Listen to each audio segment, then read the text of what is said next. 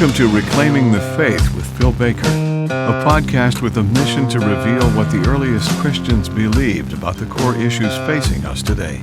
You can find links to all of Phil's resources at philsbaker.com. Thanks so much for taking the time to listen today, and take a moment to share this podcast with your friends. Now, here's Phil. Hey y'all, in episode 127 today, I get to interview author, documentarian, and podcaster Chris White about eschatology. We discuss the pre-wrath position, the day of the Lord, his book False Christ, and much more. Please be sure to subscribe to his podcast, Bible Prophecy Talk, today. Also, if you're blessed by this episode, please consider leaving a positive rating and review on my Apple Podcast channel, Reclaiming the Faith. You can find my book, Faithful Witness, The Early Church's Theology of Martyrdom, on Amazon in digital, audio, and paperback format. So go check that out. And again, if it's a blessing to you, please consider leaving a positive rating and review there. I'm blessed to be a part of Omega Frequency along with BDK. And we put out content every week on our YouTube channel, Omega Frequency Live. So go check that out and become a subscriber. All right, well, without any further ado, let's get into my interview with Chris White. Well,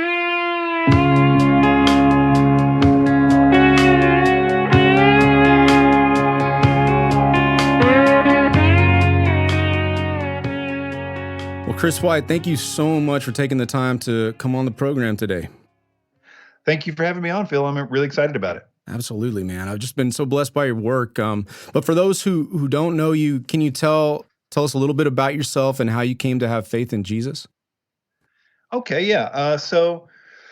I guess, I grew up in a nominally Christian household. My mom and grandmother were really saved, but I, sort of just heard the things, and, I would have said I was a Christian, and did say I was a Christian. Around about high school, I got into all the things, drugs and alcohol. I was in a band for, I don't know. We toured for probably 10 years. I probably did about 150 shows a year. And, Wow. It was that kind of life for a long time. I got saved on the internet, basically. I among other things were happening, and I was being worked on in several ways. But really, the thing I point to most of all is the gospel. I had heard for so long that Jesus died on the cross for my sins, and but I had no idea what any of that meant. And there was just a short time, I don't know, I'm going to say 2008, 2009, right when YouTube really started to be a thing. There was just a lot of people talking about that, and it was in hearing the gospel that got me saved. And I still hold a strong feeling about that. I feel like I always want to find new and better ways to articulate the gospel clearly. Yeah. And then I really started. I was really on fire for the Lord after that, and I did end up quitting the band, but it wasn't. Long story. It wasn't me that did it. It was another guitar player quit, and I just saw it as an out, so I wasn't the bad guy. But then I really got into ministry, particularly to the New Age. So I would create a lot of videos because I sort of had a little bit of New Age bent about me, not really anything serious or whatever. So I really started a ministry making videos and audio, and that's when I started the podcast to try to reach out to those people. And mostly it was about apologetics. So I spent probably 3, 4, 5 years just in apologetics, dealing with people coming out of the occult and dealing with their questions, and on a daily basis. It really strengthened my faith greatly in that time, because I got to hear the best of the best arguments, and I didn't know the answer, so I would go and look it up and try to figure it out. And so it was a great thing. And somewhere along the way, I got really into. Well, I think I've always been interested in Bible prophecy.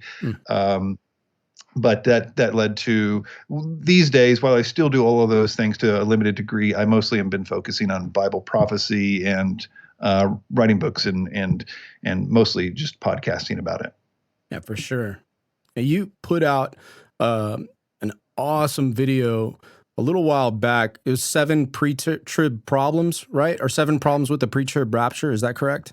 Yeah. 7 pre-trib problems and the pre-wrath rapture is a 2.5-hour documentary. I really tried to interview the the best, people on the subject, and it really is, I think, it's not dumbed down one single bit. It's meant to be everything that a person needs to know to sort of wake up from the pre-tribulational rapture from a scholarly standpoint, and to realize that what I believed for so long about the pre-tribulational rapture, even that's all changed in the seminaries. The pre-tribulational scholars don't teach what you think they teach anymore. They teach something totally different, and it's getting crazy. And I think a lot of people don't know that story. So that's what that film was about. Yeah, and you definitely interview some cool people, Charles Cooper, Alan Kirshner, just name a couple. And obviously, you're weaving in all of your beliefs and scriptures there, backing up that position on the pre-wrath rapture. It's a great film. So, what is the pre-wrath position, and how did you come to believe it? So the pre-wrath position on the rapture, simplified, is that the rapture takes place at some unknown time after the midpoint. It could be weeks or days after the midpoint, or it could be years after the midpoint, but it will be after the midpoint. And on the day that the rapture does occur, the day of the Lord, which is the eschatological wrath of God, will begin on that same day. And to be a little more precise about it, the pre-wrath position holds that the rapture takes place at the sixth seal. In other words, the seals on the scroll, the 7 seals on the scroll, are precursors that need to be opened. And once the scroll is opened, that is the wrath of God. That is to say, the trumpets and bowls. And there is a lot to say about that, but that's the basic concept. As far as I came to believe it, as I mentioned, I was doing podcasting early on in ministry. I started doing more biblical stuff and trying to do some exegesis of scripture early on, probably before I knew any better or whatever. And I started teaching about the rapture, and I was basically just giving a copy and paste pre-tribulational rapture from what I learned from Hal Lindsey so many years ago, Right. And something about doing podcasts, and I'm sure it's the same thing with pastors or whatever.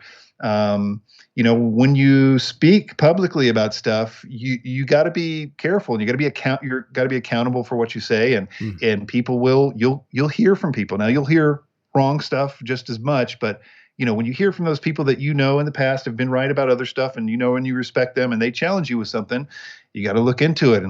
And I was just wrong about the pre-tribulational rapture, and so it was shortly after that I found the pre-wrath rapture, and it just clicked, and it made sense of everything in so many different ways. I'm sure we'll talk about some of that, but it clicked so much that I haven't been challenged in a way or heard an argument against it in these many years that even comes close to making me second guess that decision. Yeah, man. I grew up believing in the pre-tribulational rapture like you. So what would you say are the strongest arguments against a pre-tribulational rapture? Well, I could go through some of the pre-trib problems, that I'll just briefly hit on some of them and a brief explanation about them. These were the ones I sort of distilled and think are the main issues. And you can feel free to stop me at any time to get more detail about any of these or discuss it further. Sure. The first one is the precursor problem. This is the idea that a central aspect of pre-tribulationalism is the idea of imminence, that there can be no prophesied events before the rapture, that it can come at any moment. And if there are events that are prophesied to occur before the rapture, then the entire house of cards of pre-tribulationalism collapses. And this is by their own admission. They would say that just as strongly. Imminence is well. And so the precursor problem is that there are 4 main things explicitly in the Bible that are said to occur before the day of the Lord. Joel 2:31 says the sun shall be turned to darkness and the moon to blood before the great and awesome day of the Lord comes. Elijah must come before the day of the Lord. I believe that's in Malachi. 2 Thessalonians 2 says the man of sin will be revealed and an apostasy will occur before the day of the Lord. And this is a major problem, and it's interesting to see how the scholars try to deal with that. So the idea that there are biblical precursors, and I could expand on that. I think the Olivet Discourse is one long list of precursors before the day of the Lord. And to that end, I think the second main problem is the Olivet Discourse, which is simply that what the church has always known from the very beginning, from the Didache, and I would argue the New Testament, but certainly the Didache, the first writing outside of the New Testament, as far as I know. And I could be wrong about that. You might be more of an expert on that than No, I I am. think you're right. It's very clear that it believes that Matthew 24:30 through 31 is the rapture, which, of course, a plain reading would tell anybody that it's a rapture. It says, "Then will appear in heaven the sign of the Son of Man. Then all the tribes of the earth will mourn, and they will see the Son of Man coming on the clouds of heaven with power and great glory. And he will send out his angels with a loud trumpet call, and they will gather his elect from the four winds, from one end of heaven to the other." This mirrors, for example, Paul in 2 Thessalonians 2 or 1 Thessalonians 4, rather, the trumpet and the gathering of the elect in the clouds and all this stuff. But the problem is, if that's the rapture, then Jesus just got done telling of many signs that would occur before the rapture. So around the late 1800s, pre-tribulationists recognized this and started a new theology that Matthew 24:31 isn't the rapture at all, but rather Armageddon. And that it causes so many problems. I think of it like fallout, because not only does it contradict the nature of that verse, but the following parables, which are things like no one knows the day or the hour, one will be taken, one will be left, they'll be marrying and giving to marriage and eating and drinking up into the very day. All these things must now be about the rapture, and it has caused untold damage in pre-tribulationalism, so much so that modern scholars, namely Craig Blazing and John Hart at Moody, and I think Southwestern, if he's still there, have tried to construct a new way to deal with this problem, and it is as bad as the original problem, but that's what that goes into there. The 2 Thessalonians problem, which is that Paul explicitly in 2 Thessalonians 2 says that there are two things that must occur before the day of the Lord, namely the revealing of the man of lawlessness, which he later describes as a man sitting in the temple declaring himself to be God, i.e. the midpoint, the abomination of desolation, and the apostasia in that verse, which are both things that, of course, Jesus said in Matthew 24. If Matthew 24:30 and 31 is the rapture, then that's exactly what Jesus said. Jesus said that there would be the abomination of desolation, which I think starts in verse 15. He talks about that, and the falling away. Many will fall away. That both things happen before the day of the Lord. So Paul is just repeating what the Olivet Discourse is saying there, and he's using the word that it will come first. It's a very specific Greek word, and the way that pre-tribulationists deal with this most difficult problem for their position it's just not good. We'll say that, and I go through that in the film.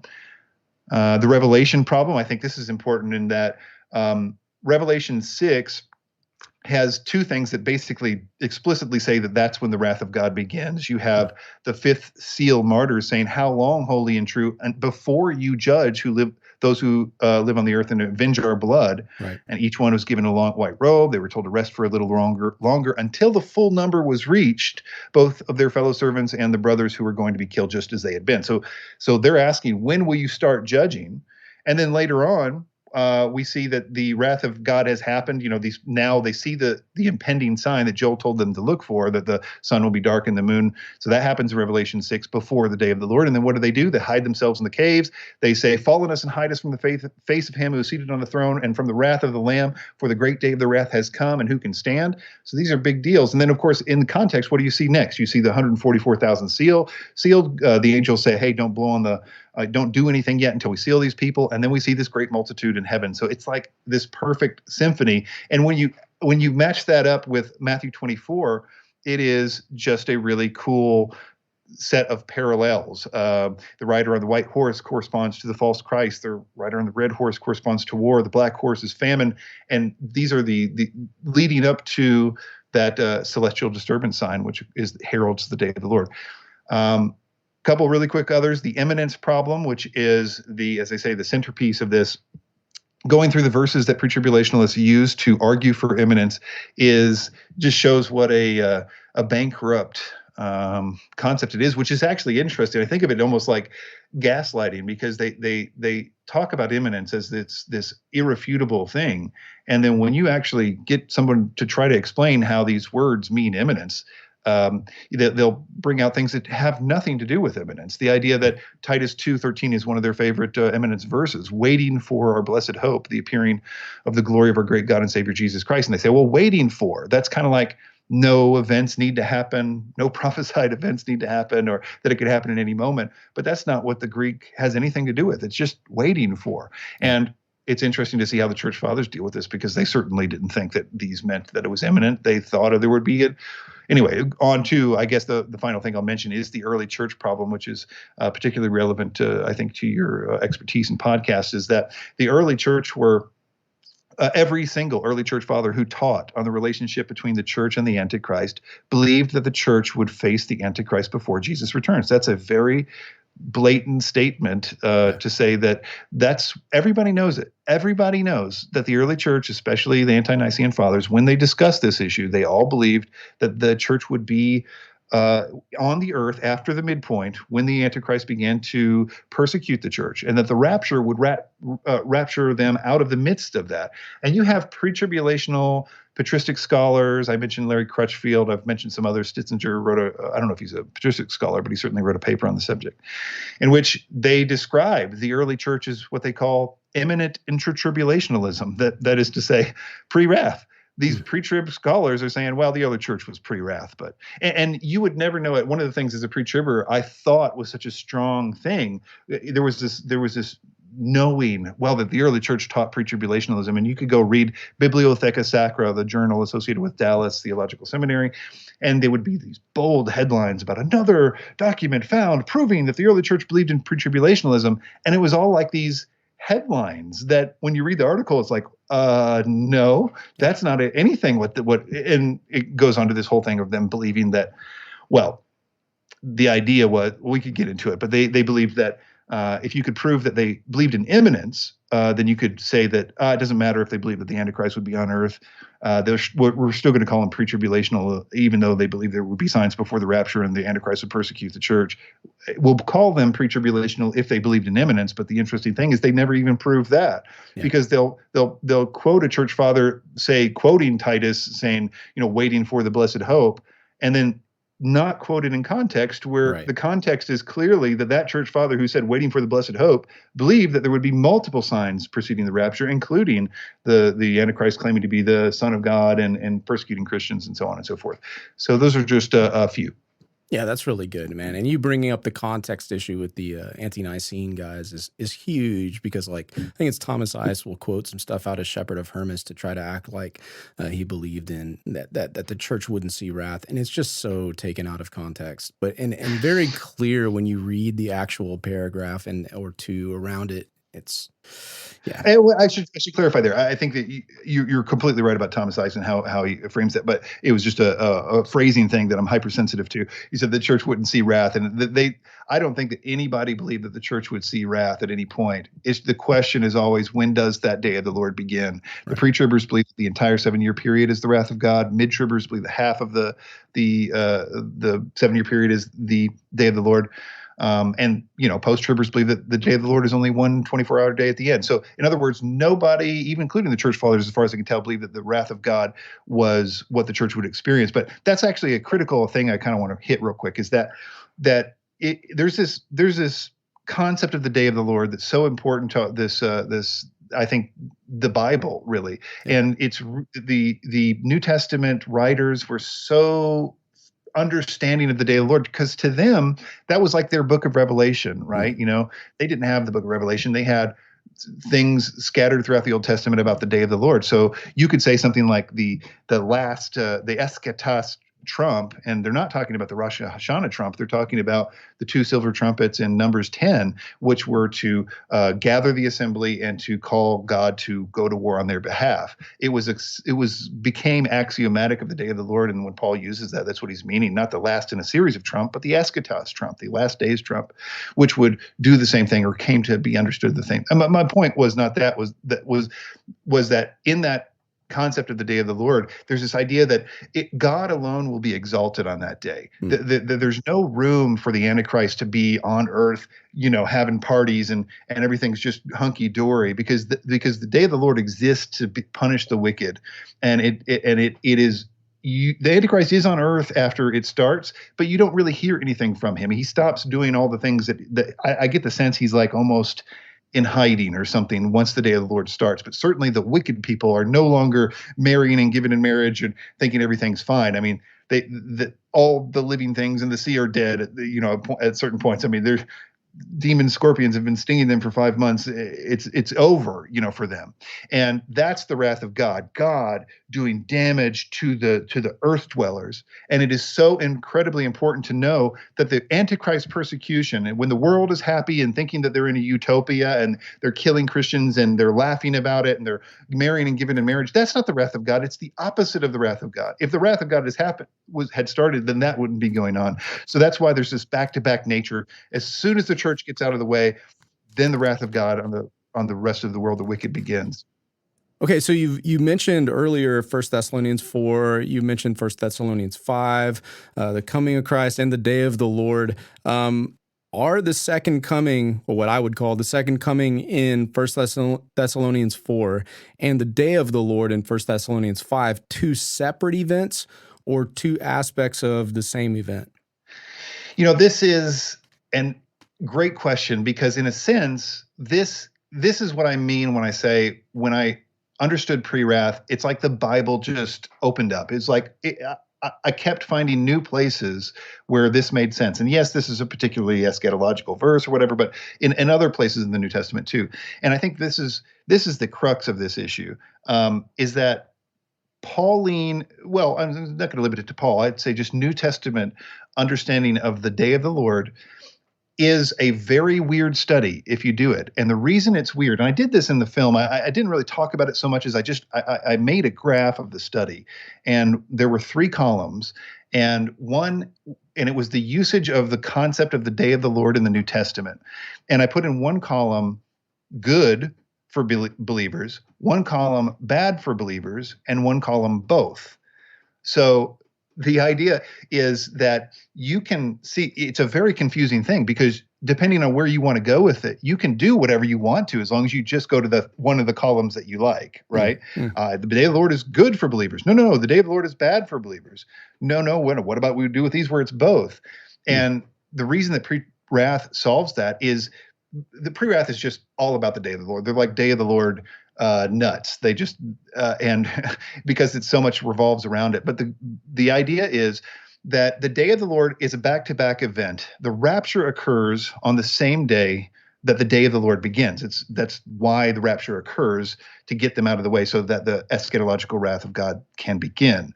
And so Paul speaks of the day of the Lord as a good thing. It's a thing that we're looking forward to. For us, it's great, but for them, it's going to come as a thief in the night. For them, it's a really bad thing, because it's both good and bad. And he speaks of it on that day sometimes. And when he speaks of he's sometimes even, and I get Peter does the same thing, but and once you see that it's both, in a sense, Paul puts a lot of stock on the day of the Lord, because what he ends up doing theologically with it is he ties it directly, as I guess is normal. 1 Corinthians 15 is a good example, with the resurrection from the dead, and so much of Christian theology, and this is why it gets used so much in other places, not just in eschatological passages, because so much of Christian theology is to look forward to our eternal life, and how great that is, and how great of a gift it is, and use that as motivation for all kinds of things in regard to discipleship and the Christian life in general. So he always calls us to look forward to that day, and to, Luke talks about how when you see, this sign that, remember in Revelation 6, the wicked people saw that sign and they were diving in the rocks, and hiding. But yet Luke says, lift up your heads, because your redemption draws nigh when you see that sign. So it's a good, it's a bad thing, and it's both, and it never deviates from that. Once you plug that in, then all these verses make sense. First, the chapter break in between 1 Thessalonians 4 and 5, there's no need for it. He's just talking about now concerning the times and seasons, brothers, of what? You yourselves know fully that the day of the Lord will come as a thief in the night. When people are saying there is peace and safety, then sudden destruction will come upon them as labor pains upon a pregnant woman, and they will not escape. But you are not in darkness, brothers, for that day to surprise you like a thief. For you are children of light and children of day.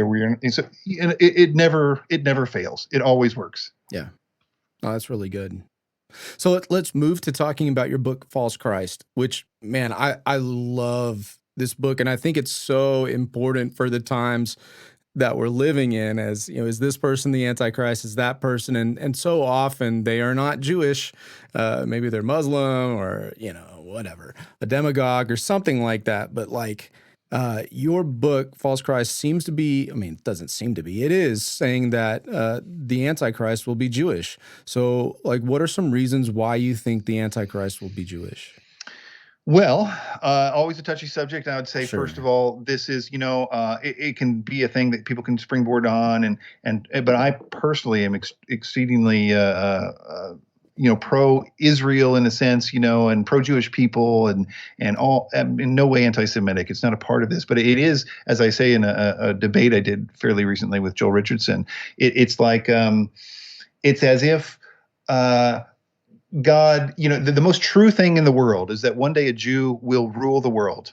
That's totally going to happen in the millennium. It's like the essence of truth that is the most true thing, and that's a big part of Satan's thing, right? He takes something that's true and he uses it to deceive, and that's what he's doing in these end times, as far as this concept is, or what I believe is the New Testament is telling us, which is that the Antichrist is presenting himself as the Jewish Messiah. Will he really be of a Jewish lineage? I tend to think so. There are some verses that seem to lean that direction. But it's more important to understand that he is intending to be seen as fulfilling the yet to be fulfilled prophecies about the Messiah that Jesus has yet to do, which is a big thing. That's one of the reasons that the Pharisees rejected Jesus, is because to them, and really probably rightly so, the prophecies of the Messiah were very political in nature, in the sense that Jerusalem was going to be the capital city of the world. They were going to get their just deserts. Finally, they were going to be vindicated. They were going to be the capital city of the world. The whole world was going to flock to Jerusalem to pay homage to their Messiah. The whole world would revolve around Jerusalem. And so the Pharisees like, you don't seem like you're getting an army ready to defeat the Romans, so you're clearly not the Messiah. And we, of course, know that Jesus will fulfill those things in the millennium and up on the path to the day of the Lord, etc. But the Antichrist is, I believe, going to use that against us. So real quickly, I would say, to understand the complexity of this, you really need to understand some prophecies about the Messiah that are not always mentioned. So, for example, we know, as I just mentioned, the Messiah will personally rule the world. I could go a litany of verses about that in the Old Testament and New Testament. Jerusalem will be made the capital city of the world, Isaiah 2, 1 through 4, etc. A form of temple sacrifice will begin again. Now, this is a difficult one. A lot of conservative scholars tend to see it as memorial sacrifices, but it's a thing that Isaiah 66, Isaiah 60, Isaiah 18, Zechariah 14 says explicitly. And if you hold to a literal hermeneutic, that's what's going to happen in the millennium. Ethnically, I do think that the ethnically Jewish is a concept that could be. I'm trying to read from my notes here, trying to understand it. Sitting in the temple to accept worship. We think of that as a very antichrist thing to do, right? But it's also Psalm 16, Psalm 22, Isaiah 53, Daniel 12. That's what the Messiah will do in the millennium. He's going to be in the temple. I don't know if he has to declare himself to be God or not, but what will happen is that he's going to receive the worship of the world. People are going to flock to Jerusalem to pay homage to Jesus Christ as Messiah. That's a part of the millennium. Other things, and I'm just mentioning things that are yet to be fulfilled Messiah things, a new covenant, defeating Assyria, Egypt, and Moab, and all kinds of other things. Anyway, I could go on, but these are things that the Antichrist is said to do. The Antichrist will personally rule the world. Obviously, I could go through verses there. Jerusalem will be made the capital city of the world. Daniel 11:45, Matthew 24:15 through 28, 2 Thessalonians 2, 3 through 4, and Revelation 17 and 18, which is a totally different subject that I'll probably talk about here in a minute. A form of temple sacrifice will begin again. Daniel 9:27, Daniel 11, Revelation 18. A worldwide pilgrimage system to Jerusalem will occur. Revelation 13, Revelation 18, resurrection from the dead. So that we don't think about this because we take it for granted, but the resurrection from the dead, Old Testament passages that was prophesied of the Messiah, that's a necessary thing that has to be done. And we know that the Antichrist seems to do this. Daniel 11:40, 5, 12:1 through 12:1, 2 Thessalonians 2, 8 through 12, Revelation 13, 3 through 4, 12, 14, 17, 8, and 11. It's all over the place. Of course, he sits in the temple to accept worship. It's axiomatic at this point that that's what happens at the midpoint. Institution of a new covenant, Jeremiah, Daniel 9:27. I believe that's what's happening. That when it says he makes, people call it a peace agreement, but what it is what it explicitly is a covenant. And I believe that the language of Daniel 9:27 suggests that he is not making a new covenant, but rather strengthening or making strong an existing covenant. And I believe that he does that for getting that, doing the thing that, if you read Jewish literature these days about how we will know when the Messiah comes, the answer is, well, Jeremiah 31, he's going to restore the daily sacrifice to the temple, and I've literally heard them say that, there's all kinds of pretenders, but the guy who restores the daily sacrifice to the temple and starts that up, that's the guy, case closed. And that's exactly the thing that is detailed in Daniel 9:27 that he does. He makes this covenant with many. But it's interesting that it says, but the sacrifices stop 3.5 years later, which implies that they started with the first thing. So I think that you could make a clear, well, maybe not clear, but certainly a defensible case in Daniel 9:27 that the covenant that's made with many is the institution of the Mosaic covenant, getting them to do the thing. I mean, from the Jewish perspective, they have been without the ability to atone for sin for whatever it's been, I guess, 2,000 some years. So being able to, it's an indispensable part of the Jewish religion, and it's something that they would do in a second if they didn't think it would start World War III, which it totally would. And I think that's why we see the Antichrist as this. You look at the Antichrist and what he is a warrior. He is a person that cannot be defended in battle. He has this god of fortresses. He is he defeats, as I mentioned, Assyria and Egypt, and he tries to defeat Edom and Moab. He does defeat Libya and Ethiopia, all these Muslim nations. Nobody seems to talk about, hey, he seems to be destroying the historic biblical enemies of Israel in this thing. Not to mention that he comes on the scene destroying the 3 of the 10 kings, which I actually think is probably pictured in the Assyria-Egypt battles and Daniel 11:40-45, but it doesn't really matter. The point is, he is antagonistic towards the things that we currently think are bad, right? And he is a liberator of Jerusalem, and in that process, you could look at it as him restoring this glory to Israel and doing it in a supernatural way. I think, in Revelation, when they talk about the reasons to worship the Antichrist, there's two main themes that kind of come out. One is his resurrection from the dead. They worship the beast whose mortal wound was healed, and who's like the beast. But they do say that too. Who is like the beast? Who can make war with him? Right. There's this idea that he's a protector, and of course that's what you would need if you're going to start sacrificing animals on the Temple Mount in Jerusalem today. You'd need to know that you were protected, that there was a guy who could do that no one could beat. Yeah. That if this guy's on your side, then do whatever you want. And so there's this belief in his. It's interesting when you look at rabbinic literature about Daniel 11:40-45. We know that as Christians to be the Antichrist. There's no. I mean, premillennial Christians anyway understand that to be speaking of Antichrist, at least from verse 36.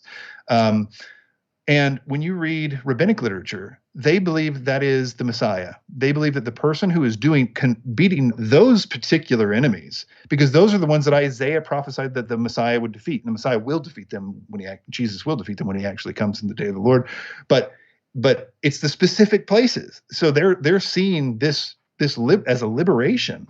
And in fact, it should be understood that they're saying that the guy who does this is the Messiah, when every Christian knows, no, that's the Antichrist. Can I interrupt you real quick?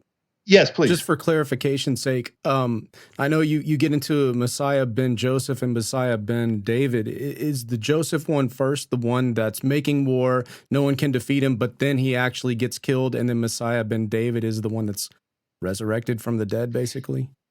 Yeah, that is, and I'm not sure to what degree. I don't know if there's like different sects in modern Judaism, and I'm sure there's like a literal version of it, the same thing that evangelicals have, like a conservative versus non-conservative. So I don't know what degree it is, but I have certainly read that in old rabbinic traditions and modern traditions. The Messiah ben Joseph, Messiah ben David, a dual Messiah thing is how they deal with a lot of the problems, because they see in the end of Daniel 11:45, he comes to his end and no one will help him. But then with no change in the next verse in Daniel 12:1, it's talking about how at that time Michael will rise against, there will be a great time of trouble against your people, such as never happened since the beginning of the world until that time, which is clearly the midpoint. We know because Jesus quotes it literally in the Olivet Discourse. But so this guy goes from being dead to not dead, and they see that as a resurrection, and I think rightly so.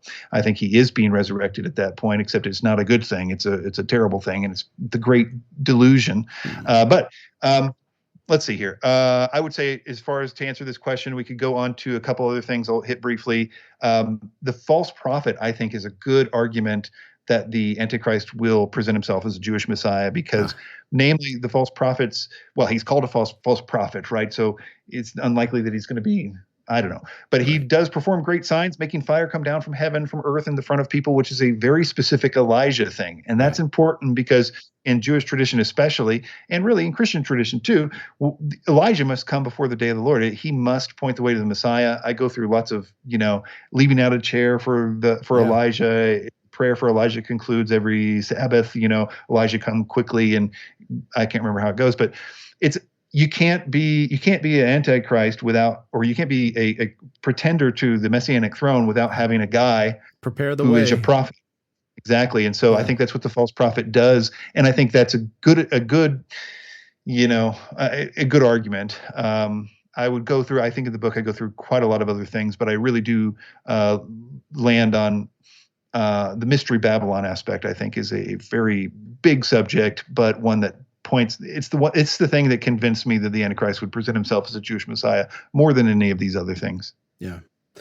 So he's definitely coming to deceive the whole world, but it seems like this, Satan and his Antichrist are particularly concerned, and maybe I'm reading too much into this, but particularly concerned with, ethnic Jews and Christians, trying to deceive both of those. So I think so. I think that's exactly what's said in Matthew 24, maybe starting in verse 23. If anyone says to you, look, here is the Christ, or there he is, do not believe it. For false Christs and false prophets will arrive and perform great signs and wonders so as to lead astray. So here's the key parts. So why are they doing these signs and wonders? So as to lead astray, if possible, even the elect. Why are they doing it? To try to deceive the elect. That's explicitly, we're being told why they're deceiving. It is to try to get to the elect. Now we're told that, and he says that, see that I've told you beforehand. If they say, look, he's in the wilderness, do not go out. If they say, look, he's in the inner rooms, don't believe it. For lightning comes from the east and shines as far as the west, so it will be when the coming of the Son of Man. He's basically saying, if they're telling you that the Messiah showed up and he didn't show up by splitting the heavens, then it's not the guy, right? Yeah. And I think that's what the challenge of the Antichrist in so many ways is, that he isn't the guy, and he's got to fake this stuff to a certain degree because he can't do the real thing. So I think in part the false prophet, what he does is more of an apologist and explaining, well, he didn't get Ammon and Moab. They did escape from his hands. Well, actually, I think that's going to be one of the apologetics in the end times for people to say, well, it said the Messiah was going to defeat Ammon and Moab, and Daniel tells us that this guy didn't do it. Anyway, it's a rabbit hole. Yeah, man. So as he's trying to, in a weird way, cater to different sides to convince like everyone that he's the guy, do you think the Antichrist, and I guess you're kind of answering it, will claim to be Jesus, at least to the Christians in some kind of way, convincing them that he is like the second coming? And if so, like, how do you think he would try to convince Christians to believe that? Okay. A lot going on here. Yeah, I'm sorry.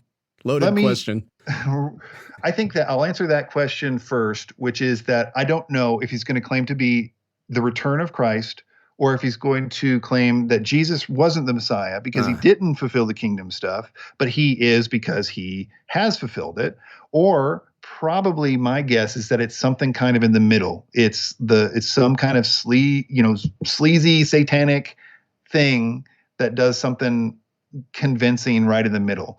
But I don't know. But I do think that it's an important thing hit me about this, which is the context of how all this is happening.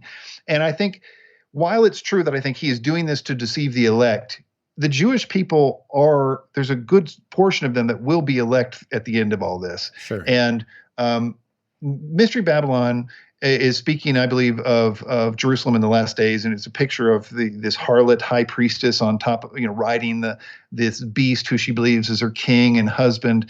And it says that she makes the nations drunk. And what she makes the nations drunk on is the wine of the passion of her fornication. In other words, she is fornicating. She is worshiping false gods, which is always what, Israel did in the Old Testament. And it was called fornication. And Israel was called a harlot, I don't know how many times, for this very sin, which is to worshiping false gods. She's doing this, but it's interesting that the world sees her, the passion, the fierceness. She's found her Messiah and her husband, and she is exceedingly happy about it. And the world is drawn into it through that sin. That's why I believe she's pictured as a high priestess. And I could go into what she's wearing and what's on her forehead and all this other stuff, but it's exact parallels to Exodus about the high priest garb and everything that was going on there. She's become this harlot high priestess, telling the world that he is the Messiah. And it's through that. And the other thing I wanted to say about is the context of the world. The more and more I believe, and this is where it gets a little bit into just belief here, that the world is going to be a different place when we're here, and we will have been ruled by these 10 kings for a while before this, and it's not going to be good, and it's going to be really bad. And this guy's going to come on the scene. I don't know how many years after that starts or whatever. It could be a long time. It could be generations. I don't know. But he's going to deliver us from this decadent, awful, crazy system, oppressive, totalitarian maybe system. And it's going to be really hard not to see the guy as a liberator, especially if he's doing, quasi-Christian things. He's given the scepter back to Israel, and he's restored Israel, and the whole thing's happening again. It's in this, we saw this hysteria that happened in the last 2 years. Right. Imagine the kind of things that we would be willing to believe if we were beaten down enough, And I think that you have to realize that we're not the same kind of thing. And I look at the Olivet Discourse. There's a scary part in the Olivet Discourse where it talks about how mothers are going to give their children up, and fathers are going to give their children, and children are going to betray their parents, and brothers are going to betray their brothers. And in context, what that means is they're telling people, hey, my brother here, he doesn't believe that this guy's the real Messiah. He believes he doesn't think he's the real Messiah. You need to kill him. He needs to be killed. Mothers are going to say that about their children. It shows the psychology of like people that just are so enthralled with this guy as a savior. And I think that's where it changes things when you see it like that.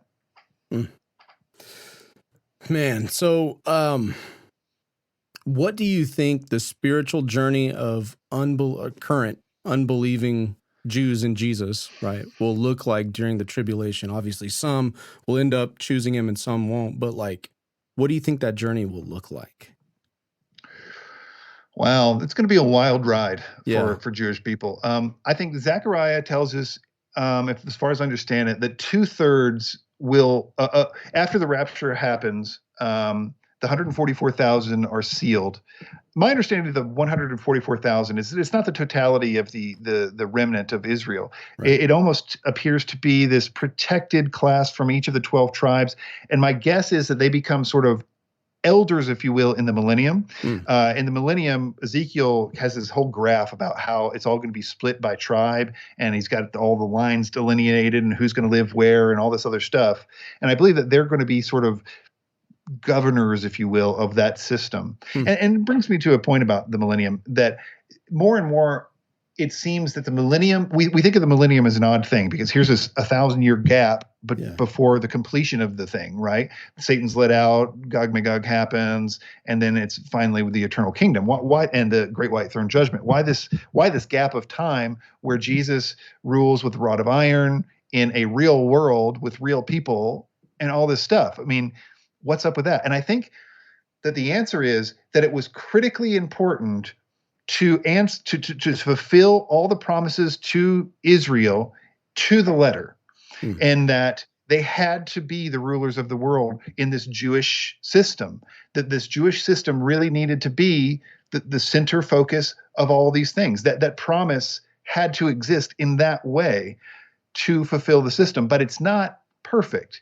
and it's not going to be perfect until the whole thing is really wrapped up in the eternal kingdom. But anyway, I think I got off the subject. Oh yeah, where do they go? No, that's some fascinating stuff, Chris. Okay. So yes, the wild ride of the Jewish people. So I think that they first have this weird thing where, again, how hard would it be to not look for this vindication? You were faithful all this time. Your ancestors through history said it was true. Everybody told you it wasn't, but you believed it would. And here is this guy doing it, fulfilling it, defeating the great evil that has been controlling the world for all this time. And now he's restoring Israel and everything's right. And you guys are now the kings of the world, basically. The utopia is on, and you guys are, the main guys in the utopia. So, and you see this, I think, in Revelation 12, where the two witnesses are killed in Jerusalem explicitly. And the people in Jerusalem are, it calls them Sodom and Egypt at that point, because they're rejoicing at the death of the two witnesses, and they're giving gifts to one another. Israel is not in a good place after the midpoint. We think of when Jesus says, everybody, when you see the abomination of desolation, don't go back and get your coat or anything, just flee. And what you have to understand there is that who are they fleeing from? They're fleeing from people that believe the Antichrist. They're fleeing from people that like the idea. There's enough people to chase him out. And those people become, in Revelation 17 and 18, it shows this picture of opulence. The merchants are getting completely rich for these years, while the Antichrist literally forces the world to bring him explicitly gold, silver, and precious stones to Jerusalem to worship him. It's a real pilgrimage that the world has to essentially go to and literally exchange whatever money they have for the new money changers to go worship the Antichrist, or rather the image of the beast. I don't think the Antichrist is going to have time to sit in the temple during all these years, but the image of the beast, which Satan will be behind to receive that worship, I assume, will be the thing that everybody has to do. And it's this opulent thing, this marriage and giving in marriage, and this this incredibly wealthy place.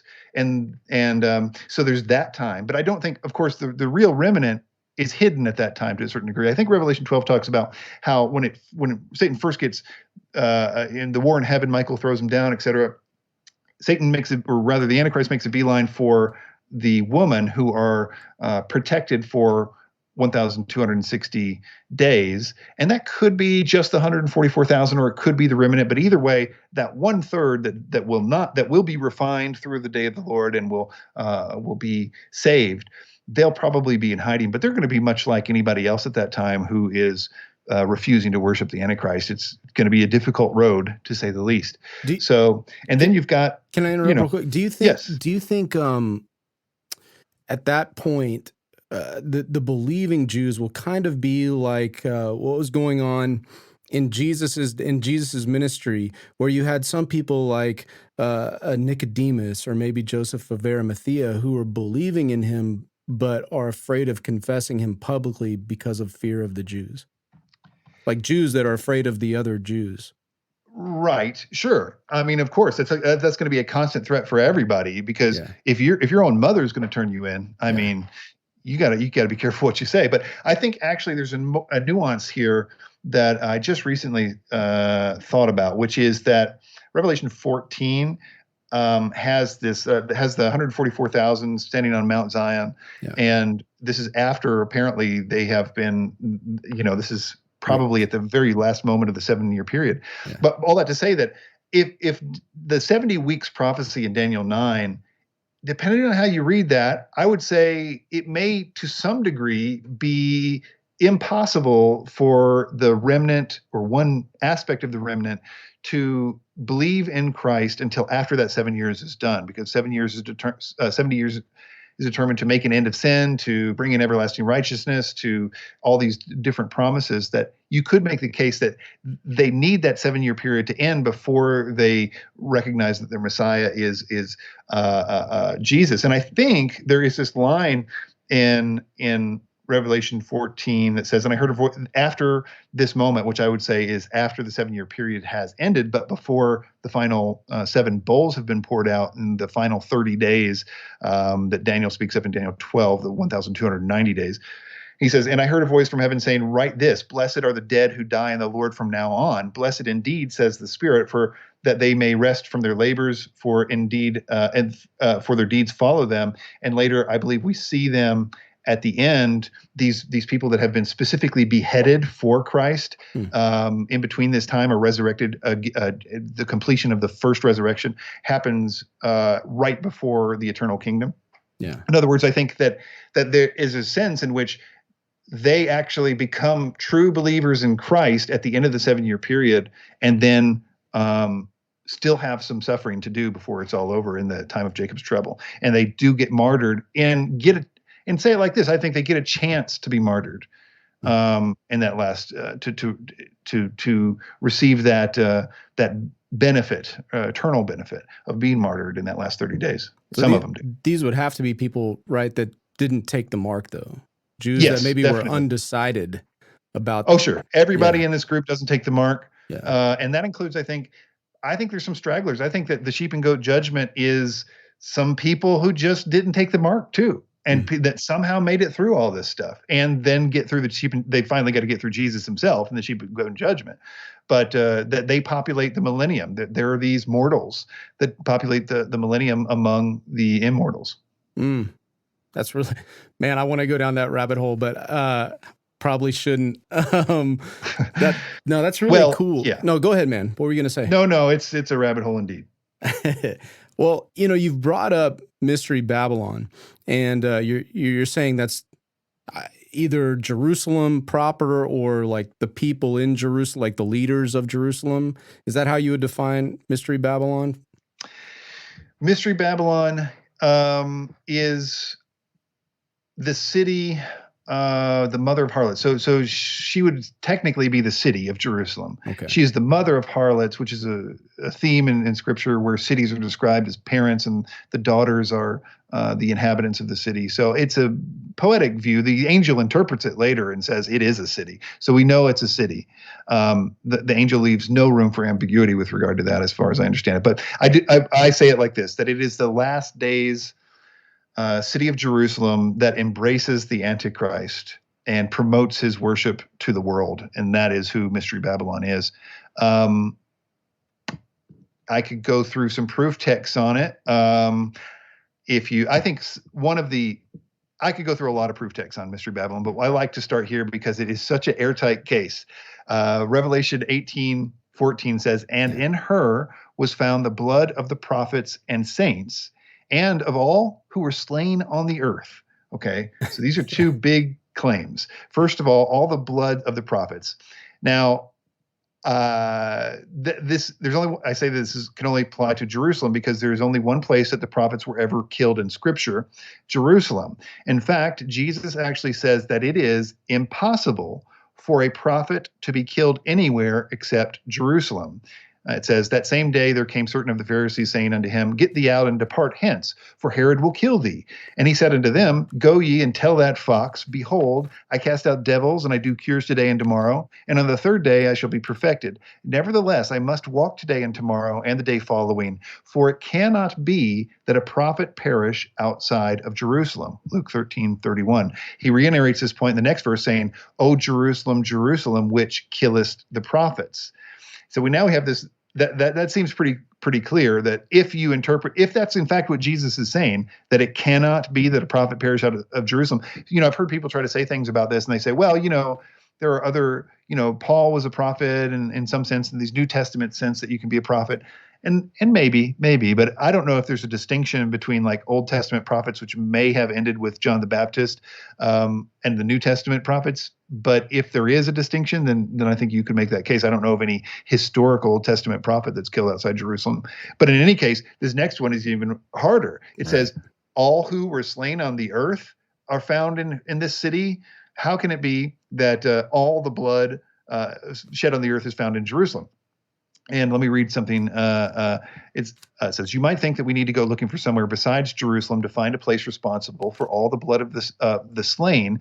But Jesus actually said that Jerusalem would be blamed for all the righteous blood shed on the earth, not just for the people who were killed there." It says, "Therefore, indeed, I send you prophets, wise men, and scribes. Some of them you will kill, crucify, and some of them you will scourge in your synagogues and persecute from city to city, that on you may come all the righteous blood shed on the earth, from the blood of righteous Abel to the blood of Zechariah, son of Berechiah, whom you murdered between the temple and the altar, Matthew 23, 34 through 35.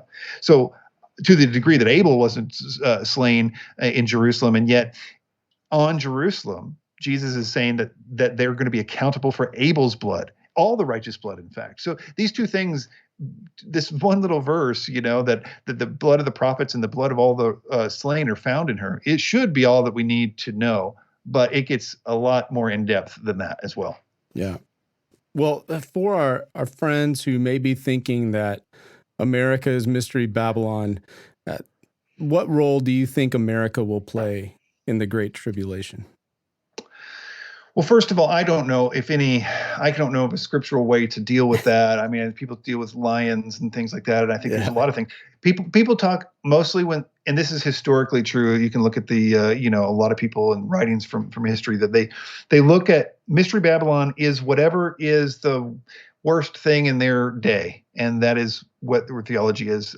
And America is, you could see it as like the ruler of the world in some sense. So it's a natural fit, but I don't think it's a biblical fit. But to answer your question, where do I think America is Bible prophecy? I don't have a single biblical clue to give you except for I recently have come to believe that the 10 king system, which precedes the Antichrist, Daniel 7 makes that clear, that this 10 king thing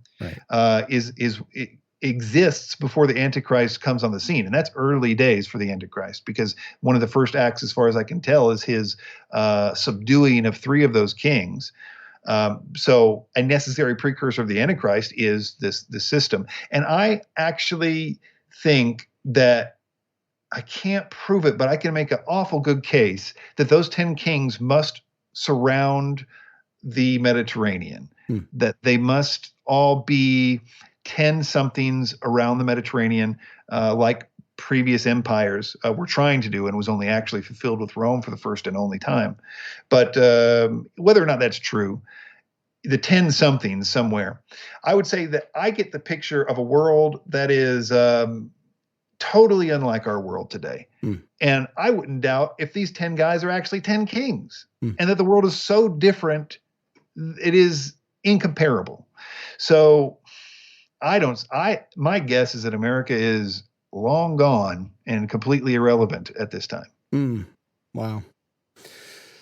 So you already hit on 2 Thessalonians 2 a little bit when you were talking about the Antichrist in correlation with Daniel 11, I believe. But what do you think the great deception is that Paul's referring to in 2 Thessalonians 2? And what can people do to prevent being deceived by it? So let's read. The coming of the lawless one is by the activity of Satan, with all power and false signs and wonders, and with all wicked deception for those who are perishing, because they refuse to love the truth and so be saved. Therefore, God sends them a strong delusion, so that they may believe what is false, in order that they all may be condemned who did not believe the truth but had pleasure in unrighteousness. So I believe that this corresponds to the Antichrist resurrecting from the dead in Revelation 13. If you look at, there's a consistency in the way that the book of Revelation speaks of the resurrection of the Antichrist, in that it is the thing in which, as much as any chief thing caused the earth dwellers to worship the Antichrist, it is this healing of the mortal wound. And because you can make that direct connection of why do they marvel at the Antichrist, it is because of his deadly wound was healed. And here we see that same concept of God doing something that only God can do, i.e. resurrect someone, so that they would believe the lie, so that they would perish, and I think there's been papers that have written on this subject that people recognize that you got to have a resurrected Antichrist in Revelation 13, or you got to play fast and loose with the text. But it brings up this difficult conundrum of, well, are you saying that Satan can raise the dead? And that gets into all kinds of non-starters, I think. There was a good paper written on it called "Can Satan Raise the Dead?" Toward a Biblical View of the Beast's Wound, in which he essentially comes to the same conclusion. He goes through number of things and other points, but he does come to the conclusion that 2 Thessalonians 2 is speaking of the resurrection of the Antichrist, and that it's interesting that God is the one that sends it because it solves that conundrum. Yeah. So, what do you think people can do to avoid being deceived by that? Well, in a larger context, I would say the strong delusion is this whole Antichrist lie, right? So it's not just the resurrection; it is the fact that everybody gets deceived by it. I recently did a breakdown of the Olivet Discourse by words spent on certain topics, Yeah. and it was this huge percentage of the Olivet Discourse is warning us against being deceived from the false messiahs and the false prophets, and it's like that seems to be, if not the major point, a major point in his entire warning. Don't be deceived by these guys. And so the question is pertinent. How can we avoid it? I think that it's knowing this. I mean, I feel so guarded against false teachings because I know this. And I also, at the same time, feel very scared for not just modern Christendom, but everybody, because of how niche this is and how unwanted it is. And truth, everybody that has a theory about the end times, I believe should be exceedingly humble about it. And I tell my wife this all the time, because she believes me, of course, but then whose wife doesn't believe them? There's all kinds of false teachers whose wives believe them. So I can't use that, Right. But, I feel like it's really true. And if it is, then it's a scary situation. But I've sort of resolved to the idea that truth is like a lion. You don't need anybody to defend it. It's going to defend itself. And I think mainly we're not there yet. We're not ready for it yet. If you look at like the reformers, their belief that the Antichrist was the Catholic Church and things like that. And, to whatever as unscriptural as it was, and as much as scripture they had to twist to get there, you can understand where they were coming from. They were getting put in the Iron Maiden by these people for not believing the right gospel, and being killed for their faith by this machine that was fake religion. And you could see the temptation to twist scripture. And so I don't blame them. And to maybe some degree that helped people at the time, maybe even their false teachings were used for God's glory. But I do think the generation that sees the Antichrist, they need to know this stuff. They need to know it, and just hope that it can get out there one day. Yeah. Brother, I really appreciate you taking time to do this. Do you have any final words of advice for folks that are listening to you? I mean, you just exude a pastor's heart for the people who listen to you. So, like, what kind of advice do you have for us? Well, I think that your specialty with your podcast has a lot of dovetailing with what I would say here, which is that it is to put everything in context about where we are in the world and where we are in history and how likely it is that we're going to go through another sort of, whether it's the end times or not. My guess is that the thing that's coming isn't going to be the end times, but it's going to be just as brutal as Stalin or any of the other things that came before it. And there's going to be persecution, and there's going to be death, and there's going to be false teachings. And, and we have to have that heart of the early church fathers who lived and breathed that world of knowing that you couldn't, somebody's going to betray the place that you were meeting, like they do in North Korea. I just saw a thing the other day about somebody betrayed this church in North Korea. They all got killed, and their family got killed. And that's what betrayal means in that world. And that's the world that Christianity has always been in. This is some aberration that we're in right now where like we don't get killed. And it's going to happen again. You can all see it, just run the tape forward a little bit on where this is all going. And so I think it's critically important for people to price it in, to run through their head. What would it be like if you had to die for the gospel or for Jesus' sake, and to familiarize yourself with the people that have come before you that have made those decisions, but especially the scriptures that tell you a completely different story about what it's like to be martyred. To leap for joy is what Jesus says when you're counted worthy to be killed for his name's sake. I mean, there's a reason why it says to focus on eternity, because and there seems to be, and this is a guess, I could probably prove if I did a study, and so take it with a grain of salt, but there's something about being killed for Christ's sake that is so 500,000 years from now in your resurrected body is going to still be a crown that you're going to wear, you know? Anyway, I would just say, you don't want to have to make the decision about how you're going to deal with that thing, that kind of stuff, when it comes for you now or when it happens. I'm quickly reminded of Alexander Solzhenitsyn, who wrote the Gulag Archipelago and wrote about how the people that, and it was in Stalin's work camps and all these things. And he would say that, when the secret police got you and they would force you to make these false confessions and they would throw you in jail forever, and nothing you said mattered because they were going to throw you in jail anyway, and they were going to take all your stuff and whatever anyway.